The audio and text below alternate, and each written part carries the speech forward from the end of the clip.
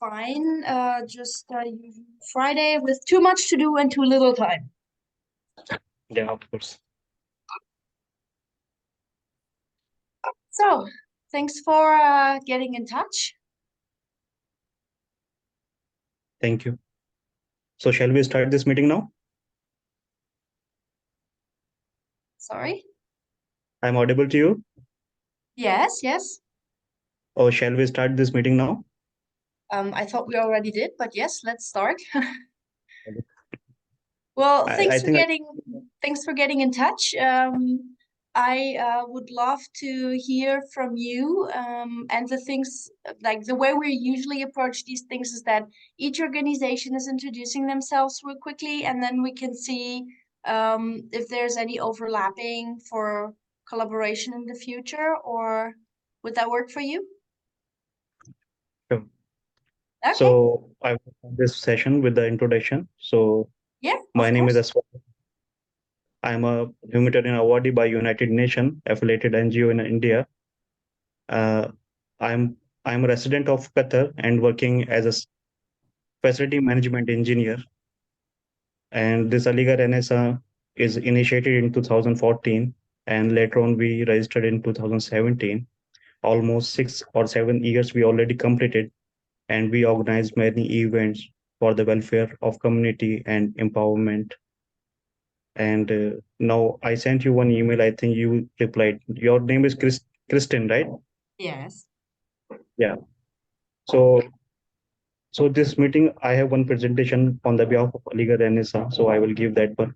Before that one, today's agenda for this meeting, we have to explore the opportunities and identify the common goals which we can implement in future for the betterment of society and community empowerment. So I would like to call Dr. Jibran Kadri, who is our founding member.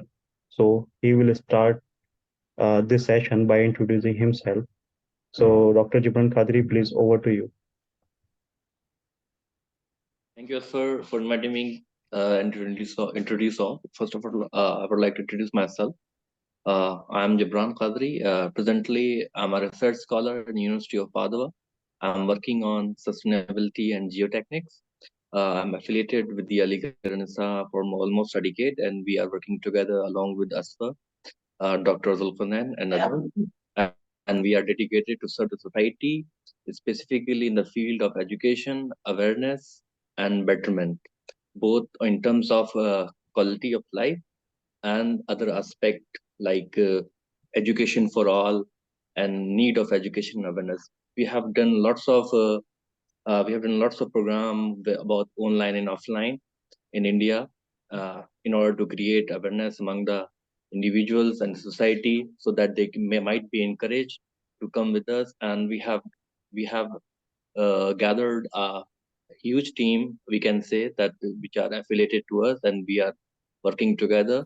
We are serving society with all. Thank you, Aswar. Okay, thank you. We have our another founder member, Dr. Zulkarnain, with us. So can you please introduce yourself, Dr. Zulkarnain? Thank you, Aswar. So myself, Dr. Mohammed Zulkarnain. I'm based in the Netherlands, and I came here around 10 years ago from India, and did my education from PhD from Eindhoven University of Technology. And then I joined academia, and then later on industry. So I'm in semiconductor industry for the last 10 years. And I'm associated with this Aligarh Renaissance Association from the beginning. So the basic purpose or goal of this our organization is to have the social inclusion of the section of the society which is deprived of the opportunities which are available to people who are esteemed. So we are working in this direction from the beginning of this organization. That was a short introduction from me. So maybe you can further go also. Yes, of course.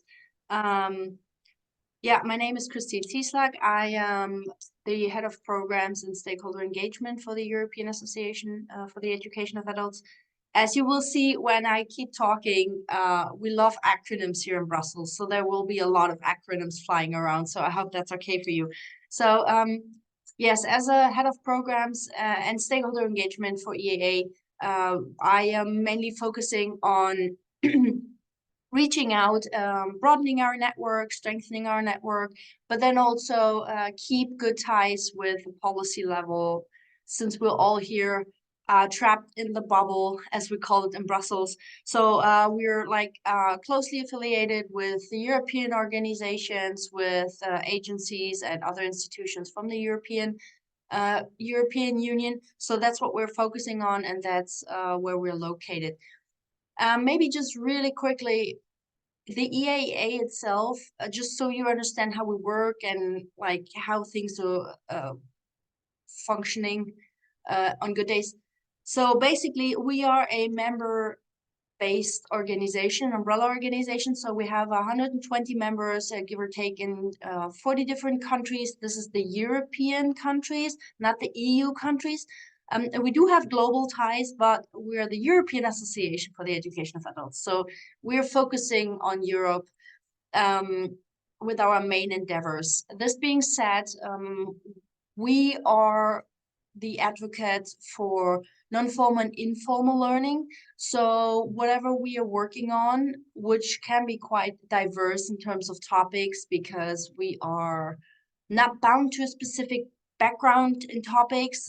We do not focus solely on green transition or upskilling or these kind of things. So we are focusing on non-formal and informal learning and try to advocate and provide a voice for this within the EU. So we do have a couple of private service contracts, but we're a nonprofit, so that's a very small portion of what we're doing.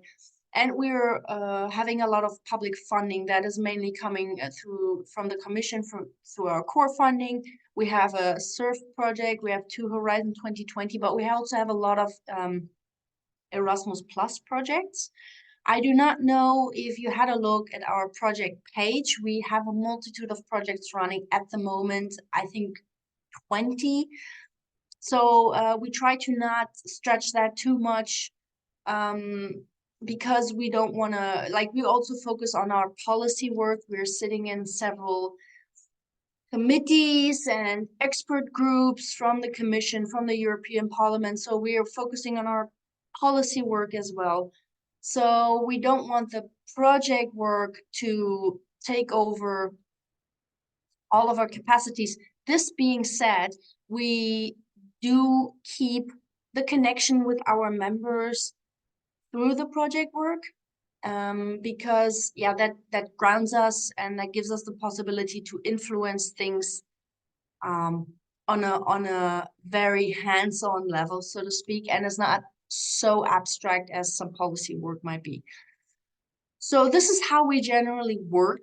We're located in Brussels, as you already know, and we see our daily work as some sort of like translator position. So we work a lot with the institutions, and then we would always communicate to our members and to everybody who's interested what it is the EU had agreed on and why. So there's a lot of explaining to do. And then on the other hand, we are also taking all the feedback that we get from our members and obviously transport that up to the Commission and to the Parliament, to the members of the Parliament, where we explain how certain initiatives might not have worked out the way they were planned on.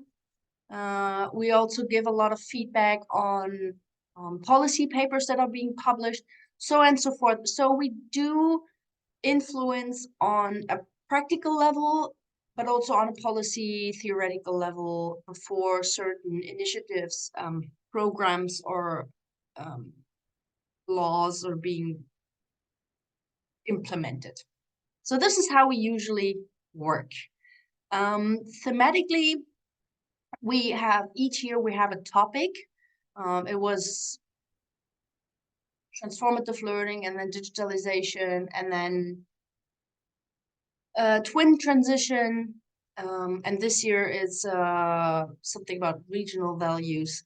So we do focus on specific issues that we consider crucial more within a year. This being said, is that we don't exclude other topics simply because that's not how the world works, is it? And also we have projects that are running over 3 years, so we cannot just abandon those. This is just for us. I don't know what you would be interested in topic-wise the most. I personally, I'm coming from a gerontology background, so I have a lot of projects that are focused on the elderly, intergenerational learning, these kind of things. I don't know, or if you're more interested in maybe in gender questions or twin transition, meaning the digital transition and the environmental transition. So maybe as a quick feedback, what is it that you are thematically interested in the most?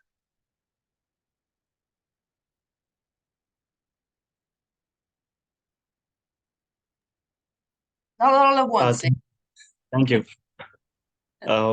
Actually, this year we organized more than 40 seminars on the same pattern which you are doing. And we are inviting the authorities, Indian authorities, who is giving the lectures and taking the seminars. And we are following the same pattern which you are doing. Actually, we are last week we organized a seminar on cyber fraud, and that one is attended by the PCS officer from the Indian authority. And we are also working on non-formal education. We are giving them the lecture, whatever they want. We have huge team, 800 members we have in India, and we have 8 international chapters in Qatar, Saudi Arabia, this Northeast region, this and Netherlands, Italy, and Europe also we have one chapter. America also we have one chapter, and we have huge team in India, 800 members. So they are going at site in the slum area and backward area. They are giving the lecture. They are giving them the hygienic practice, what they have to do, what they need to do, like this. So we can work with you if you have any program for our volunteers or our community. So we can invite them online, and they can avail the opportunity to get your insight and experience, knowledge, everything. So basically, this is our idea. That's why we sent the email to you for the collaboration, because you are already doing the online seminars, everything, lectures. So our members and our society can get the avail, get the benefit from you. So your goals also to increase the means to achieve your goals. So we will help you. Uh, we will try to help you. Well, maybe just to clarify, we do not offer courses. We are not a service provider. We are an advocate. So basically, we do have conducted, and we will do so in the future, that we have workshops and webinars and MOOCs. However, these are always embedded in a project or with our service contract, or only for our members. So there needs to be a need or a want for something that we then ad hoc develop and then provide to this specific whoever. We do have sometimes that our members ask us to plan a trip to Brussels. So we had that for I think the last member was one of our Finnish members, KVS. They asked us for 2 senior staff to organize like a tour de Bruxelles, so to speak, and then talk to important people they wanted to talk to. That we do. We do not have participants per se. We do not have a curricula that we develop every year and then just leave it out in the open for people to participate on. That we don't do. I don't know if that was the impression on your side, because that we don't do.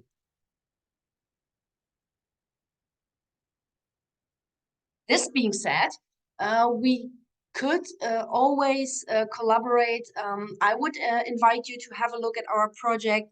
It's called E-Engaged, where we actually right now having, it's a SURF project. I don't know how familiar you are with this funding program, but it's just funding from the EU to organize events.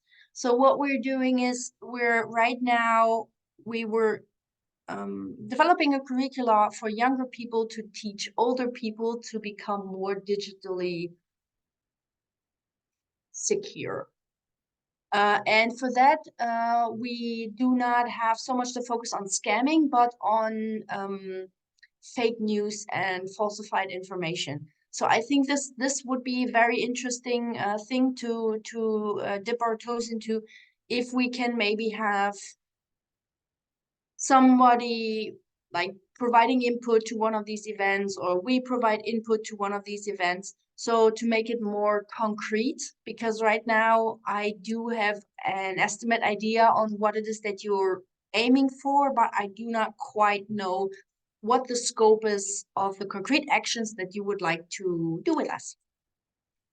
So if you could let me know what it is that you would concretely wish for us ideally to do, that would be great.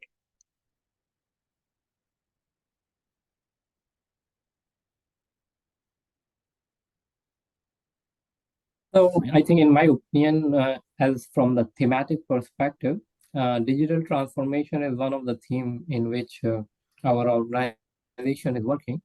So I think, as you mentioned, that this idea of having a younger generation help the older generation to make them more digitally informed is quite aligned with our ideas, and we might have, I mean, in future opportunity to have similar sorts of webinars, and in which, if it is possible, we can ask your volunteers to present online webinars. Is this something feasible? That would be from the project I just mentioned. Yeah. From the broader perspective, I think we're targeting as you might be aware, that India is quite diverse, and India has reached quite high technology and other sectors, but there is a part of the society which is very downtrodden. So we are helping them to achieve the goals which they want. So digital transformation is one of them. Other part in which we are working is to make them more employable from whatever skills they can have, and there are trainings. And apart from that, we are also targeting like medical camps to check for the people who are not very informed, or who do not have means to get the medical assistance. So these are the things which we are targeting. So from the thematic perspective, as I could understand, this is digital transformation is quite well aligned with us. Okay. Yeah, I mean, So sounds if we would like to proceed in this direction of like collaboration between us, so what steps do you think would be required, or what framework do you think would be feasible? Yes. So generally, in terms of like concrete projects, we're at full capacity at the moment. We are looking forward to the new Erasmus Plus call announcement for March, and we're completely at our capacity. Even if not all projects we're applying for are approved, then we're still running on maximum power. So for that, I would not have any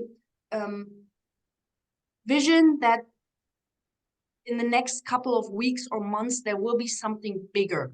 This being said, I would love for you to look into our projects and see if you find anything specific you want to do, and then maybe send me a follow-up email to let me know exactly what it is that you want me to do, or us. So if you say, okay, we have this online magazine and we would love for you to provide a blog post for that online magazine.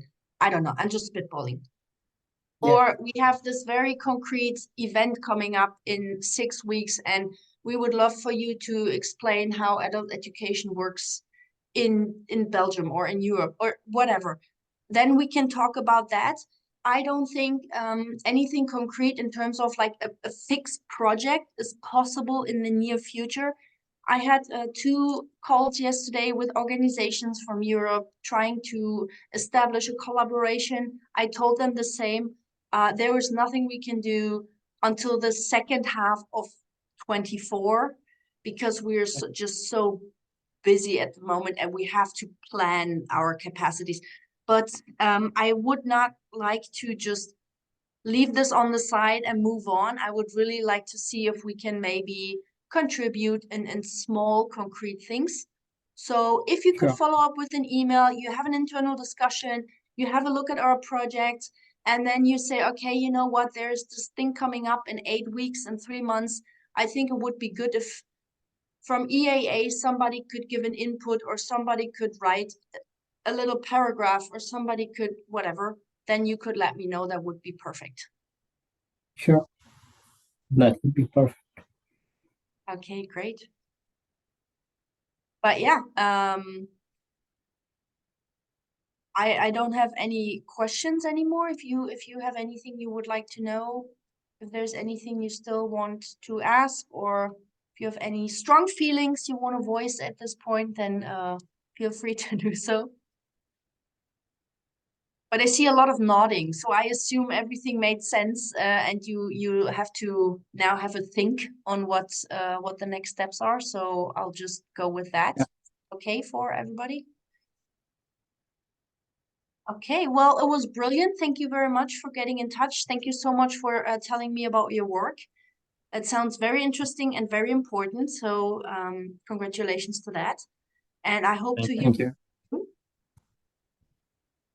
En ja, mijn beste naar de Nederlands. Hè? Wanneer je in de Nederlands bent, dan alles goed. Van België. Yeah. And hopefully I talk to you soon. Yeah, sure. Have a lovely weekend. Thank too. you Thank you, very much everybody. Bye. for your Thank you. time. Thank you.